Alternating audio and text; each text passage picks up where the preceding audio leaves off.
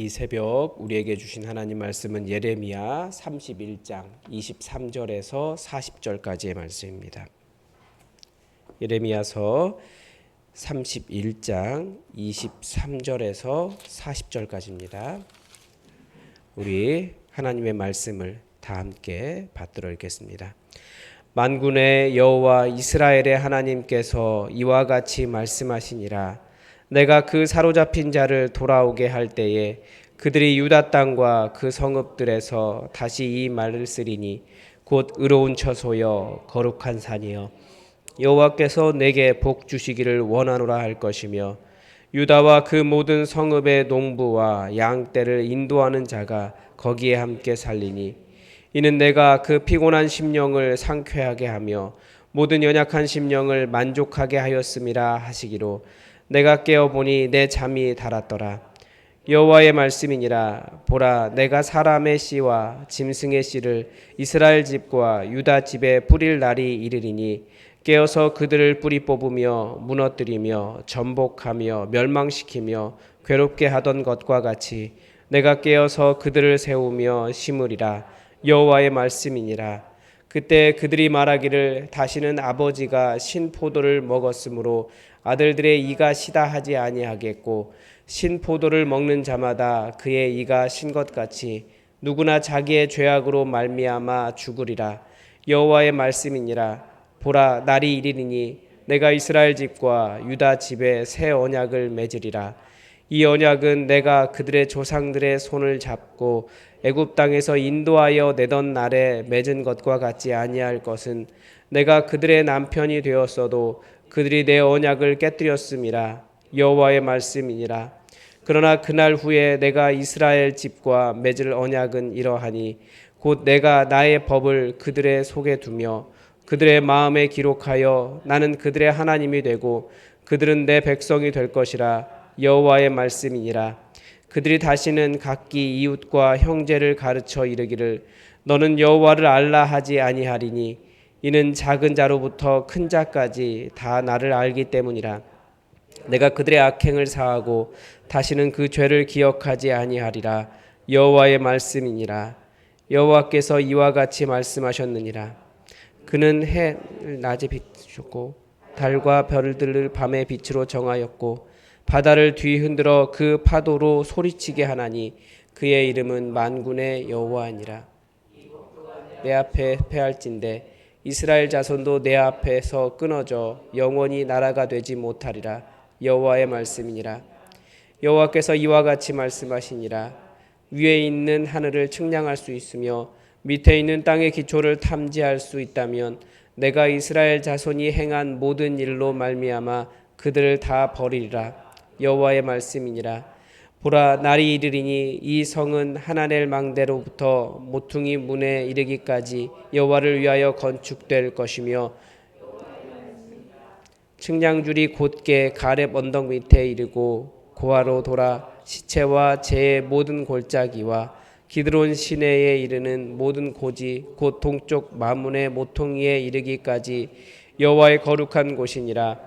영원히 다시는 뽑거나 전복하지 못할 것이니라. 아멘. 이제 학자들은 오늘 본문을 이 신구약 성경 중에서 매우 중요하게 여기고 있는 곳 중에 하나입니다. 그런데 우리가 별로 잘 이야기하지 않죠.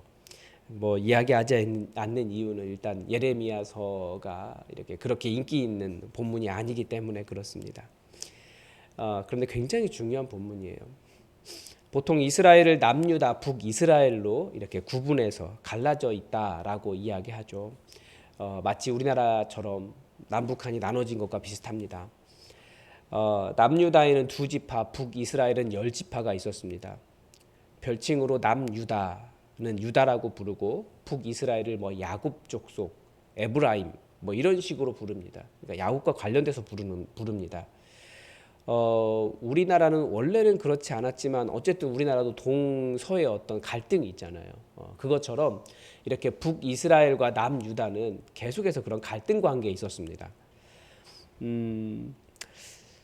그래서 이제 어제 본문까지 에브라임의 회복, 그러니까 북이스라엘의 회복을 이야기하시는데 그 에브라임이라는 말이 북이스라엘의 회복인 거예요. 그리고 오늘 본문은 이제 남유다의 회복을 선언하십니다.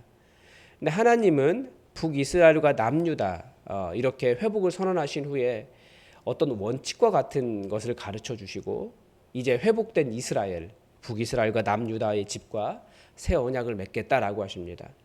그래서 지금까지 이제 언약이 달라지는 거예요.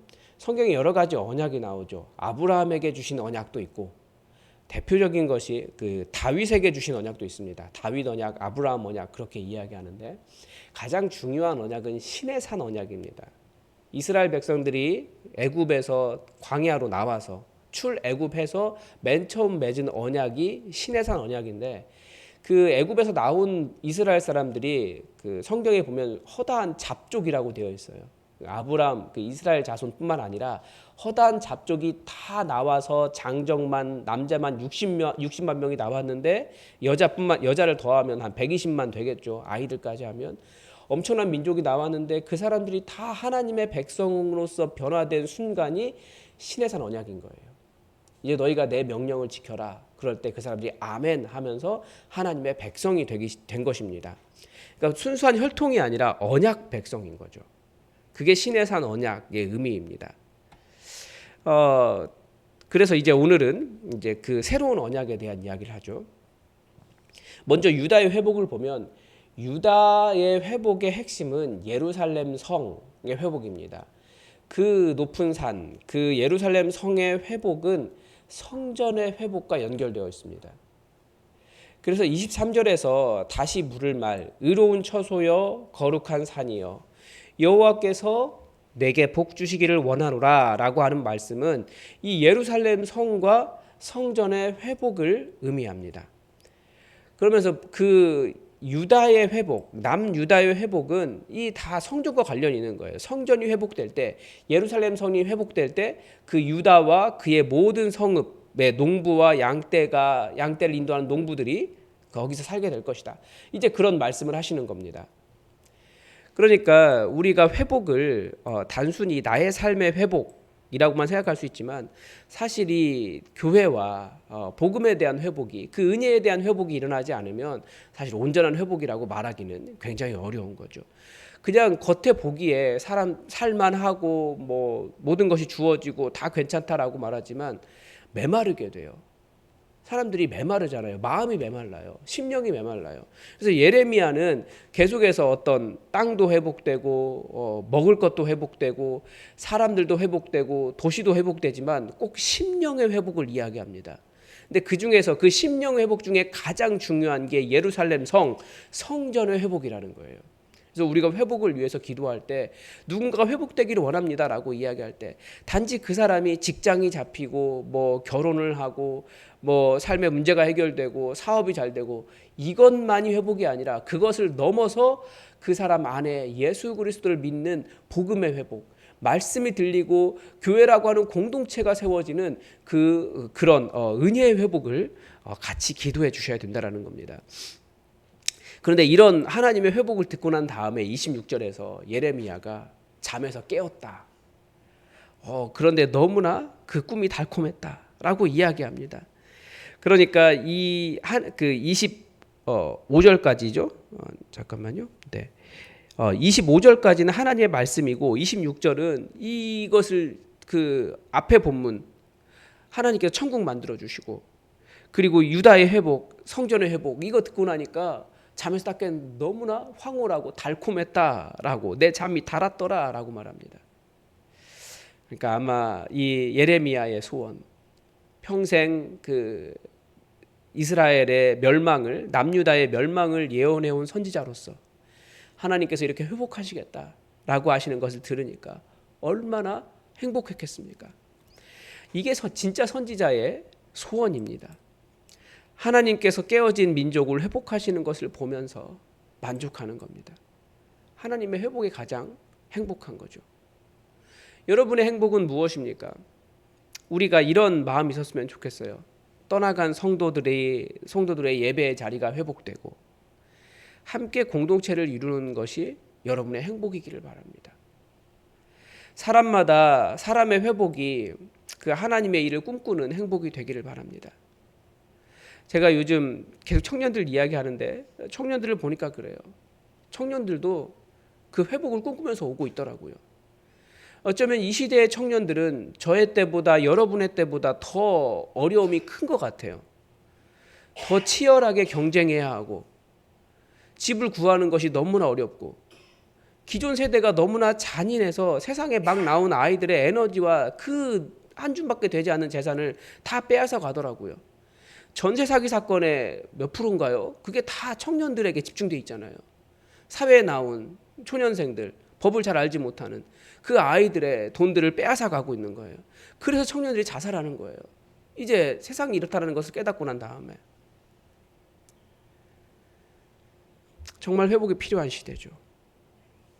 우리가 이런 회복을 위해 이런 선지자들의 마음으로 기도해야 할 겁니다. 27절에서 하나님은 또한 이스라엘의 집과 유다의 집에 사람의 씨와 짐승의 씨를 뿌릴 날이 올 것이다 라고 말씀하십니다. 회복인 거죠. 하나님께서 남유다 북이스라엘을 무너뜨리시고 멸망시키는 일에 열심을 내셨듯이 이제는 회복하는 일에도 그러한 열심을 낼 것이다 라고 하십니다. 그러면서 29절에 이런 말씀이 나와요. 그때 그들이 말하기를 다시는 아버지가 신 포도를 먹었으므로 아들의 이가 시다 하지 아니하겠고 신 포도를 먹는 자마다 그의 이가 신 것 같이 누구나 자기의 죄악으로 말미암아 죽으리라. 이 말씀은 지금까지 하나님의 말씀에 대한 수정이다라고 볼 수 있습니다. 그러니까 우리가 성경을 읽을 때 상충되는 말씀들이 있습니다. 그래서 말씀 중에서 최종 입장이 무엇인가를 우리가 파악해 볼 필요가 있습니다. 보통 아들이 어떤 해를 입으면 부모님은 내가 잘못이 많아서 그런가 라는 생각을 합니다.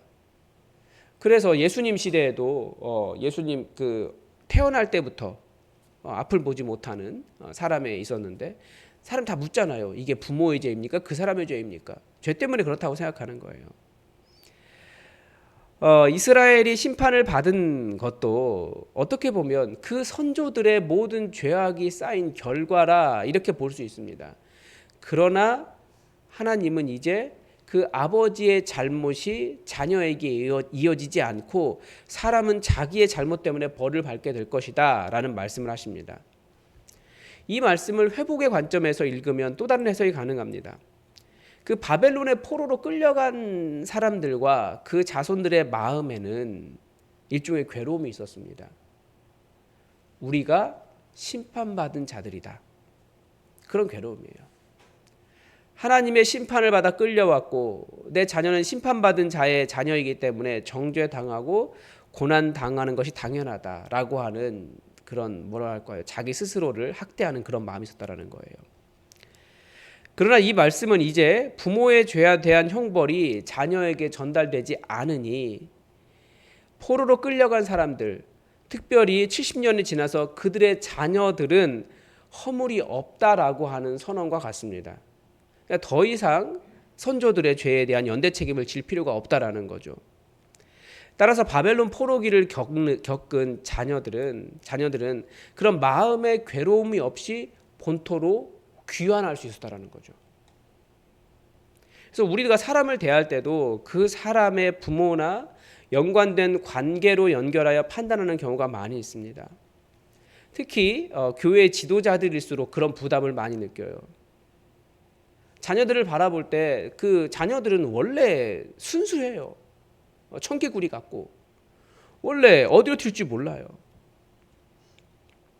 그런데 교회 지도자들의 자녀이기 때문에 너 아버지가 그래, 너 왜 그러냐 이런 식으로 압박을 해서 자녀들이 이렇게 생각이 자유롭지 못한 교회 지도자들의 자녀들이 많이 있습니다. 목회자 자녀들 같은 경우에는 서서 걸어다니는 것 자체도 부담스러워요. 그냥 핸드폰 본다고 뭐라고 하더라고요. 여러 가지가 많아요. 아무튼 그냥 그래서 가끔은 제가 제일 싫어하는 말인데 교수님 한 분이 그런 말씀하신 적이 있어요. 목회자는 미움받을 존재인가 미움받을 무슨 존재다. 아무튼 그런 말을 하셨는데 목회자 자녀들도 그렇더라고요. 부모 때문에 자유롭지 않은 자녀들인 거예요. 그래서 그들을 자유롭게 하는 것도 말씀을 따르는 일이라는 거죠. 이제 31절에 보면 하나님께서 남유다와 북이스라엘과 새로운 언약을 맺으실 것이다 라고 말씀하십니다. 그러니까 유다와 북이스라엘과 맺는 기본적인 언약은 시내산 언약입니다. 아까 말씀드렸다시피 32절에 보면 이제 새 언약, 이전의 언약, 옛 언약은 애굽 땅에서 인도하여 내던 날 맺은 것이라고 하는 것을 보면 이전 언약이 시내산 언약을 의미하는 것입니다. 시내산 언약의 특징은 일종의 혼인 관계와 같다라는 거예요. 하나님이 남편이시고 이스라엘이 아내였습니다. 그런데 이스라엘이 아내로서의 언약을 깨뜨렸다라는 거죠. 아내로서의 언약을 깨뜨리면 어떻게 됩니까? 이혼할 수 있다라는 거예요. 그래서 그런 부부 관계로서 사실은 허물이 있으면 깨어질 수 있는, 이혼할 수 있는 그런 관계적인 언약, 그런 관계로서의 언약이 아니라 하나님의 법을 그들의 마음 속에 두고 그들의 마음에 기록하여 여호와께서 그들의 하나님이 되시는, 갈라질 수 없는, 떠나갈 수 없는, 온전하게 하나 되는 언약을 맺겠다라고 하시는 거예요. 이게 새 언약입니다. 그리스도의 언약이 바로 이 하나 되면 언약입니다. 예수님은 우리가 말씀으로 거룩하게 되었고, 그래서 우리가 주님 안에, 주님께서 우리 안에 거하시는 하나 된 상태로 설명하십니다. 정말 사랑하기 때문에 삼위일체 하나님이 서로 다른 유격을 가지신 하나님께서 온전한 하나를 이루듯이 이제는 사위일체 하나님께서 우리 안에 거하시고 우리가 하나님 안에 거하는 그 하나됨의 언약을 우리와 맺으셨습니다. 그래서 성찬을 통해서 우리는 예수님이 내 안에 계시고 내가 예수님의 살과 피를 먹고 마셨고 그래서 우리가 온전한 하나입니다 라고 고백하는 하나됨의 언약을 확인하고 있습니다. 그래서 34절에 보면, 34절 마지막에 보면 하나님께서 그들의 죄를 사하시고 다시는 그들의 죄를 기억하지 않으시겠다라고 말씀하십니다. 그래서 이 언약은, 이 새 언약은 이제 예수님을 통해서 성취되는 것을 우리가 볼 수 있죠. 그래서 우리는 죄사함의 은혜라는 법이 우리 안에 새겨져 있습니다. 하나님의 법이 바로 이 은혜의 법입니다. 절대 말씀을 안다고 해서 그것이 율법이 되어서 어떤 조건을 만족하거나 내가 잘해서 구원받고 하나님의 백성이 되는 것이 아니라 죄인이 용서받았기 때문에 하나님의 백성이 되는 새로운 언약입니다. 은혜의 언약이에요. 은혜의 언약은 어떤 율법적 언약, 조건적 언약보다 훨씬 강력한 거죠. 세상은 이해할 수 없는 언약입니다. 손해본 자가 손해를 다 감수하는 법이에요. 내가 누릴 수 있는 것조차도 내가 포기하고 다른 사람에게 주는 것이 은혜의 법이에요. 마음에 이런 은혜의 법이 새겨진 사람은 다른 사람을 대할 때도 은혜의 관점으로 대우하는 거예요. 죄인이에요. 잘못한 거 많아요. 부족해요. 그래도 그 사람을 사랑하고 그 사람을 위해서 내 것을 포기하고 내가 손해보더라도 하나를 이루려고 하는 것이 은혜의 법입니다. 그리고 하나님께 세우고자 하신 공동체는 바로 그런 은혜가 가득한 공동체, 그것을 회복된 공동체라고 말씀하시는 거예요. 우리는 이 땅에 끊임없이 잘하냐 못하냐로 평가하는 사회를 살고 있습니다. 그건 세상의 방식이에요.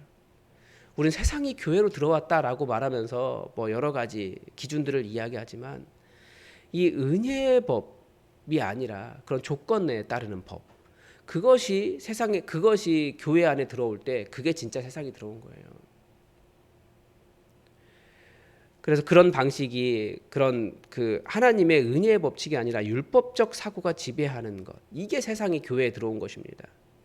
여러분, 사람이 얼마나 잘하냐 못하냐로 판단하지 마시고 내가 받은 용서로 그 은혜의 법칙으로 나도 바라보고 내가 얼마나 사랑받은 자인지 바라보고 다른 사람도 얼마나 하나님의 사랑을 받고 있는 사람인지를 바라보고 그렇게 타인을 대하며 정말 천국의 공동체를 우리가 여기서 이루기 바랍니다. 그게 바로 우리가 가진 하나님과 맺은 새 언약입니다. 오늘도 하나님의 뜻이 우리에게 이루어지기를 주기도문으로 기도하겠습니다. 하늘에 계신 우리 아버지, 아버지의 이름을 거룩하게 하시며 아버지의 나라가 오게 하시며 아버지의 뜻이 하늘에서와 같이 땅에서도 이루어지게 하소서. 오늘 우리에게 일용할 양식을 주시고 우리가 우리에게 잘못한 사람을 용서하여 준 것 같이 우리 죄를 용서하여 주시고 우리를 시험에 빠지지 않게 하시고 악에서 구하소서. 나라와 권능과 영광이 영원히 아버지의 것입니다. 아멘. 여러분 오늘 이번 주에는 성찬 예식이 있습니다. 우리 성찬 예식에 하나님의 은혜가 정말 이렇게 은혜와 서로가 회복된 공동체로 천국의 잔치를 누리는 그런 예배 시간 될 수 있도록 여러분 함께 기도해 주시기 바랍니다. 다 함께 기도하겠습니다.